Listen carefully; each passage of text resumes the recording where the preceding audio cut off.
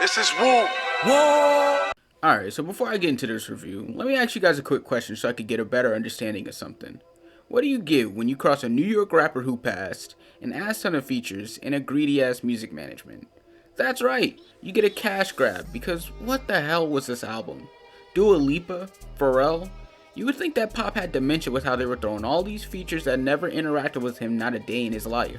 But while Pop was rolling in his grave, at least we all know that Steven Victor was rolling in his royalties, right? Right?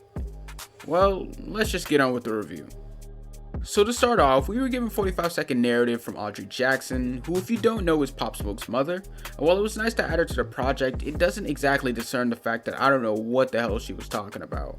There was gospel and faith and Pop Smoke, but I don't know how that correlated to anything. It just felt as if they were trying to be clever for her, but instead just made some corny, nonsensical piece.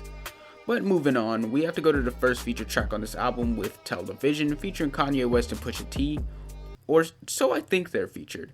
I'm just gonna assume that Kanye was on the production side because he was non-existent on this track, and I'm just gonna act like Pusha T just wasn't even featured at all because goddamn that verse was ass. But thankfully, some of the other features are able to do some justice for the lack of Pop Smoke, with verses from 42 Dugg, 21 Savage, and Takeoff. But when it comes to trying to find the good out of the bad, it's very easy for me to find the bad within this album. The mixing is decent, but the beat selection is terrible for like half of the songs on this album. Prime example being Top Shotta featuring Pusha T and Travie and Beam, which I would say is what we call the east of Pop Smoke's discography for me. If you know, you know. I think another thing that's willing to point out is the lack of New York artists on this album. You would think a prolific New York rapper would be able to get actual other New York rappers to feature on his second posthumous album, but nah, we only get 2 here for some odd reason.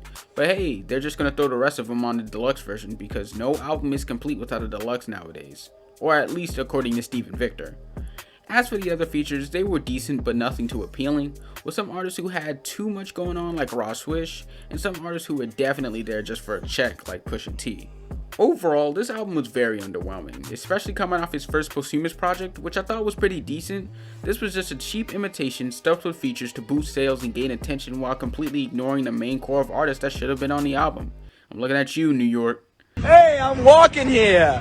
The beat selection sucked. Half of it sounded like it would have been better off as a basketball highlight theme song, and the other half was somewhat drugged down by either the lack of Pop himself or bad features.